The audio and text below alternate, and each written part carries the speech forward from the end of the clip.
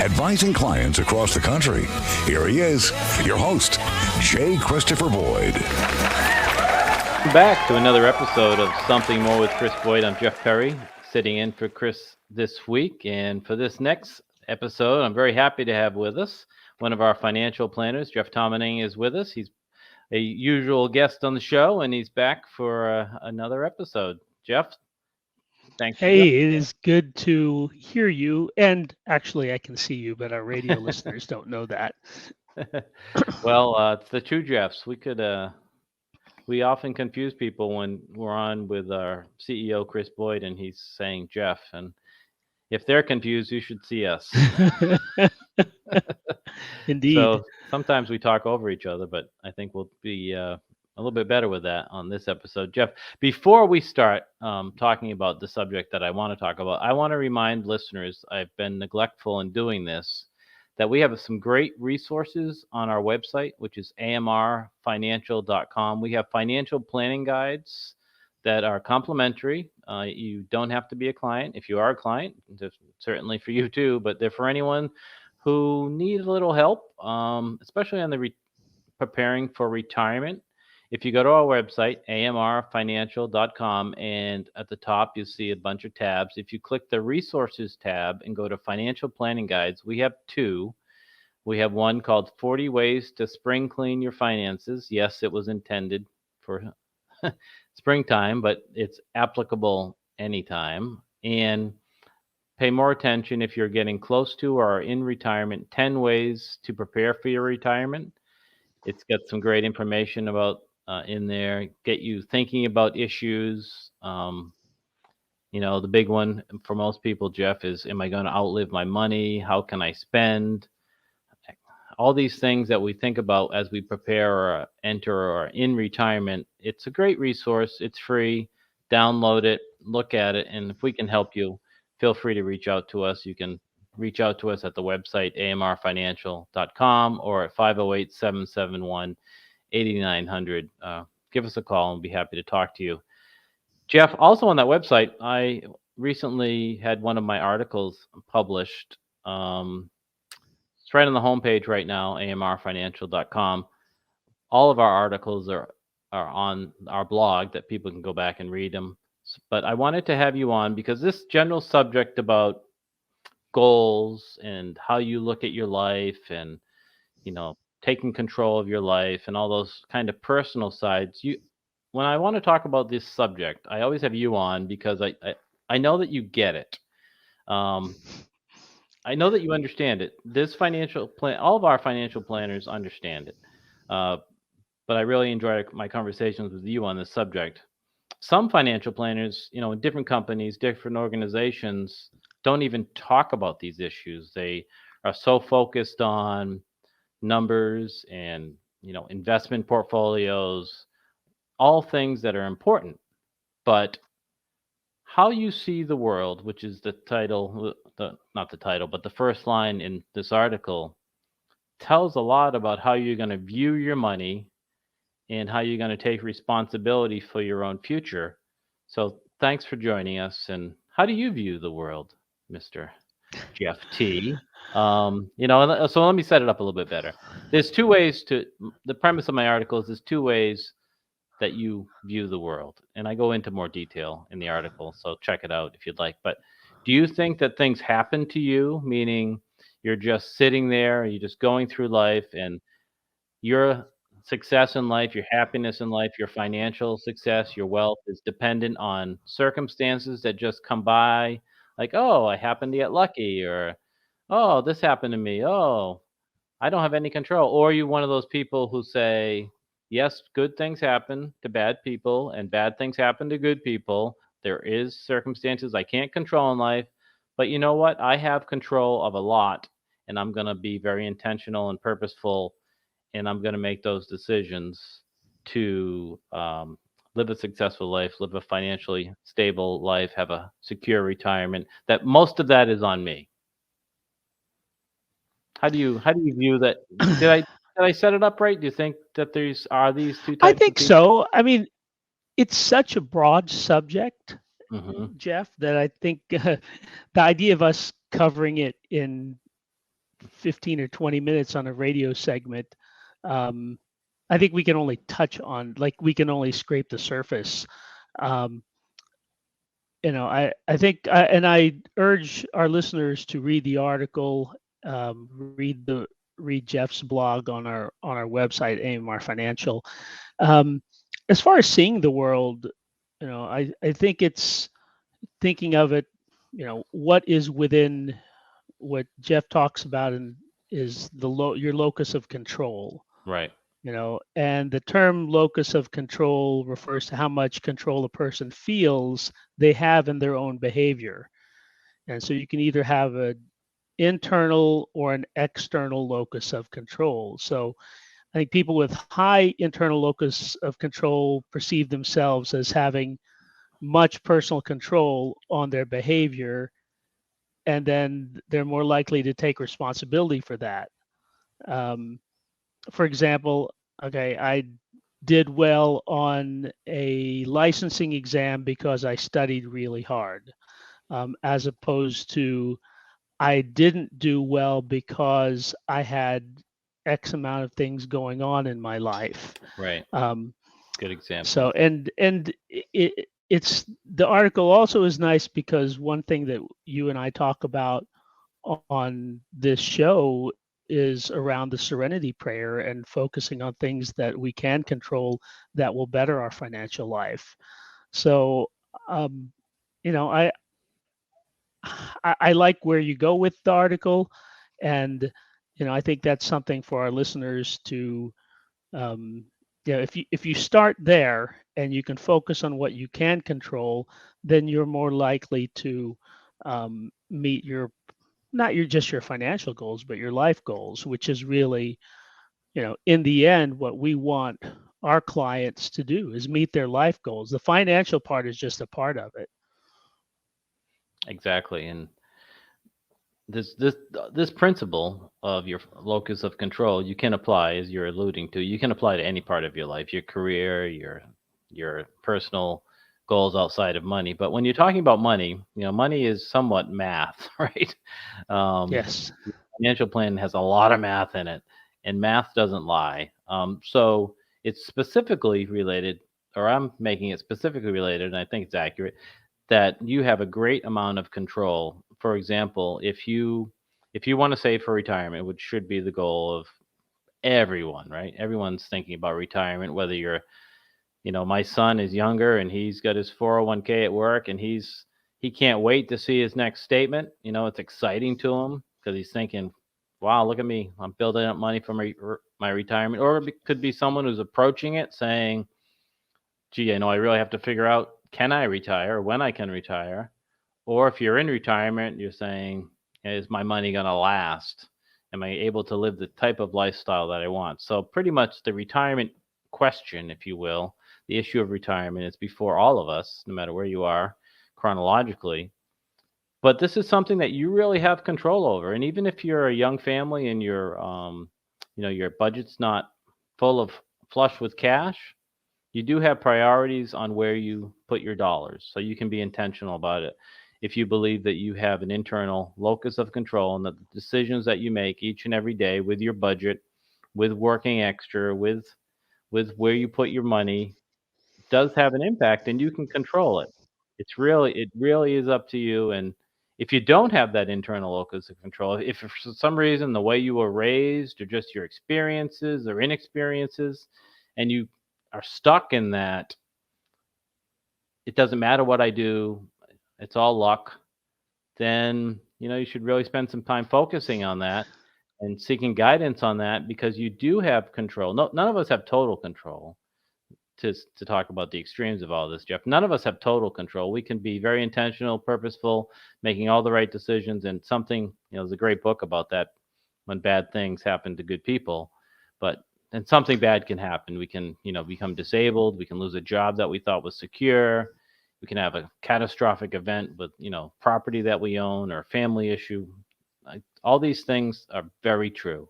They can happen, but you reference the serenity prayer. You got to let those things go that you can't control, and focus on those things that you can.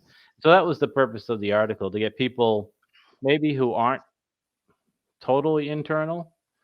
Maybe the Mm. external people to move a little bit towards recognizing that they have some control. And in the second half of the article, I brought back something you and I have talked about on the show before, and it's actually lesson 1 of a mentoring program that we have available for people. Something More Mentoring, just to do a little advertising here. Something More Mentoring is a mentoring program that we have. It's on our website. If you go to amrfinancial.com and go to the services tab and go down the page a little bit, you'll see Something More Mentoring. And at the bottom of that page, there's a series of video lessons that are available, complimentary to everyone, to increase the education of the region and people who want to change their financial life. Lesson 1 has to do with goal setting. And for those individuals who feel that they need some more personal help, there's a subscription service there, or people can just watch the videos, whatever they prefer. But so in the second half of this article, Jeff, I bring back kind of lesson 1, which you and I have gone over, about smart goal setting. Because if you buy into this premise that you have some ability to dictate the success of your life, and let's just talk about your financial life for now. You have control over your financial life and your financial future, then it has to start, in my view, or should start, in my view, with doing some goal setting. And there's lots of ways to do goal setting. There's lots of bad ways to do goal setting too. Yeah, I totally agree. There are different schools of thought on this. Some it's just, hey, let's just start doing something, and then with the other school of thought is, all right, well, let's set a financial goal and work towards it. If you do the latter, which is what you're talking about, and Right. you pick that goal that's important to you, and let's pick something simple like, okay, I want to save, I don't know, $5,000 for a vacation in 12 months. Okay, well, that's 400 something dollars a month. Okay, how am I going to do that? And then you take a look at where you are now and you say, all right, well, what am I currently doing? Oh, I'm going out to eat 3 times a week. And You talking to it's me? not. Are you talking to me, Jeff? I think you're Might be talking. I talking feel like about you're talking to myself. me. But it's like, okay, I'm going out 3 times a week, and this is what we're spending. We're spending $100 a pop because I have a drink or two when I'm out, or I'm spending whatever that number is. And you identify that as, okay, that's one way that I can, I can, that's one thing I can control. Right. I'm still going to have to eat, but instead of spending $100 for that meal, I can still have a nice meal and cook for, let's say, $30 or $20 or whatever it is. Um, use the wine that I buy at the wine store versus, what I'm paying for per glass. And those are things that are within your locus of control, things that you can control, and you can apply those kind of micro actions, Right. and they're going to affect those SMART goals that you've hopefully set going through the process, SMART, which we'll talk about in a bit. But yeah, those are things, like I said, these micro actions, you can do that every day. And if you can kind of get back to one thing to hit that action of, okay, I'm going to cook at home. Of those 3 times that I'm going out to eat, I'm cutting it down to 1 time, and we're going Right. to cook together 2 times. You can kind of keep going down that road of the micro actions all the way down to, okay, on Monday evening or Sunday morning, I'm going to do my meal prep or grocery shopping list for the week. And that is certainly within your locus control. You're like, okay, this is the one thing I have to get done today. I have to get done this week. And that's just an attitude, and it becomes a matter of doing. And when you know that the prize at the end of this, and you're a good example to get us thinking about this, is, oh, we're not going out to eat again. wait a minute, we're not going out to eat because we're going to Hawaii, right? Whatever it is. Yes, right. In 12, 12 10, 8, months, whatever. whatever, as you're building, it gives you the yeah, we've talked about this so many Mhm. times. Gives you the why, right? Yes. Why are we not going out? Well, we're not going out tonight, honey, because we're going to Hawaii next year. Oh Right. yeah. Okay. Yep, it's worth it, right? Where if you're just kind of floundering around and saying, I'd love to go to Hawaii some year, but I just don't have any money. Let's go out to eat. That kind of thing. Right. And so it's with all your goals, you need to put them in writing. So let's talk about these SMART goals, and I'll tell you about an example that's in the article, which I used for my son. This is why I used it, because I had just done it with a process with him. He's in his 30s, so he has about 30 years or so to go until retirement. And so he's thinking he wants to have a secure retirement. So I got his attention. I said, how would you like to have $1 million in 30 years? And he's like, I won't tell you what he said. He asked me if I was going to pass. Yes. He goes, why? Are you going to die early? No. So I said, no, you can do it. This is about you, son.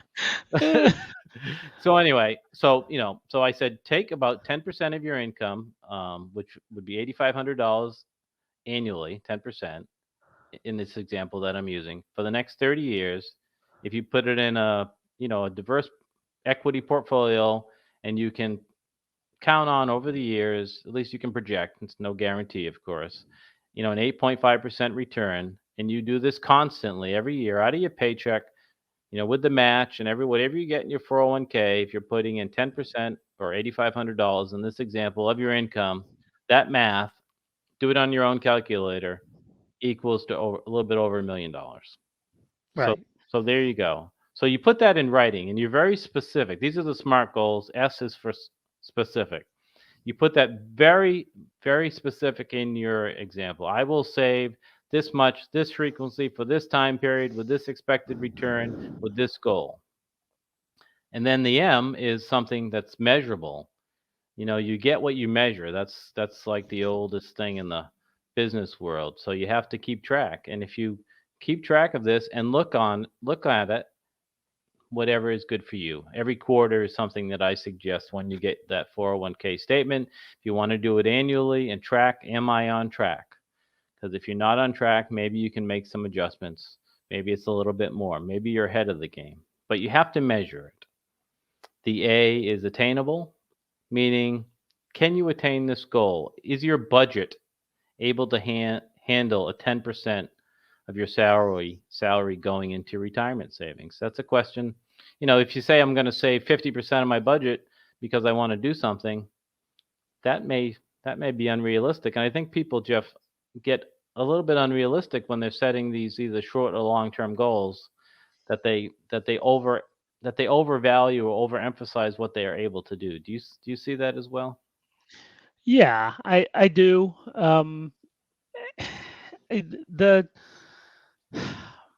It really involves a discussion, like what is realistic, Right. and what is attainable. Those are, for me, those of the SMART, those are the most difficult. For me, it's attainable. It could be, let's say I want to lose 20 pounds, and I want to lose 20 pounds in 10 days. Right. No, that's a great example, because it's a good goal. Yeah. You can measure it, but when you get to the A for attainable or R for realistic, it's time-based. it meets them all. But is it attainable, and is it realistic? It's SMIT. There's no A and R. Right. So is it? And so people push back on financial goals sometimes when I'm speaking with them and saying, well, I can't take 10% out of my budget. So I typically ask them after we talk about it for a minute or two. I say, so if your company said we're having financial troubles, and everyone across the board is receiving a 10% decrease in your salary, what would you do? And that gets them thinking, like, well, I'd have to cut this out, or I'd have to do this, or maybe I'd have to do a side hustle. Great question. So, and it gets them thinking about it kind of in like reverse engineering, like, well, if I had to, I guess I could. Well, do you want to live a comfortable retirement? Do you want to make, the sacrifices now, little sacrifices to go out twice a week instead of 3 times, or Right. go on 1 vacation a year instead of 2, whatever those things are for you. It's all very individualized, obviously. We all have room in our budgets. Most of us have Right. room in our budgets. Some young couples or families may not, but most of us who are living and not doing a budget have room in our budgets. I'll say that. There's places to go. So we kind of touched on A and R, attainable and realistic, on your example of losing weight. It's very on point. Can I do this? Can I take 10% of my, for our example here, can I take 10% of my income and dedicate it towards retirement? I think most people can. And the last one that you briefly touched on is time-based. So you need a target date. Our example is perfect. We have a target date of 30 years, and we're going to measure those successes each and every year. We're going to track them. We're going to see if we need to make small tweaks. And as I said at the beginning of this, we really need to put it in writing. You need to see this in writing. You need to see that you're being specific. You need to see how you're measuring. You need to see it's attainable, realistic, and that there's really a time-based. And if you do that, the data is super clear. Not just our data, the data. What data? All of the data.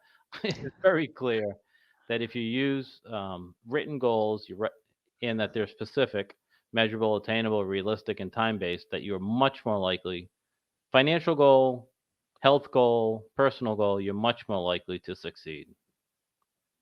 You have to revisit it. You have to look at that goal. It doesn't have to be daily.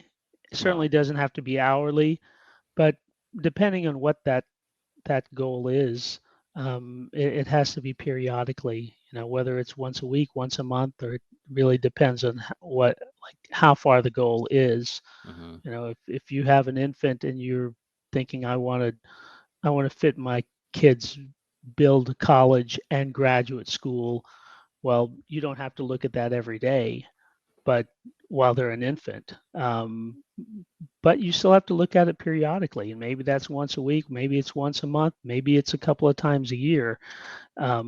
But as you said, getting it in writing, and obviously we have electronic ways to document things. There's something about the physical act of taking a pen or a pencil to paper, for whatever reason. It's kind of the reason I like taking notes by hand versus typing them out. And it's there's an emotional connection that comes with writing it down. My entire article is not just to encourage people to set goals, but it's to talk about and to encourage people to look at the psychological side of how you view the world, how you view your ability to change your world, to get people to move a little bit more, maybe that they have the ability to shape their own future, and if they do, to set some goals. Jeff, we're out of time for this episode. Goes by so fast with you. Thanks so much for spending some time with us and talking about. Always great to be with you, Jeff. Thank you. And if we can help you at AMR, check out our website, amrfinancial.com, or give us a call at 508-771-8900. Thank you for joining us for this episode. And until next time, keep striving for something more. You're listening to Something More with Chris Boyd, Financial Talk Show. Asset Management Resources, LLC, and J. Christopher Boyd, CFP, provide investment advice on an individual basis to clients only. Proper advice depends on a complete analysis of all facts and circumstances. The information given on this program is in the nature of general financial comments and cannot be relied upon as pertaining to your specific situation. AMR, LLC cannot guarantee that using the information from this show will generate profits or ensure freedom from loss. Listeners should consult their own financial advisors or conduct their own due diligence before making any financial decisions.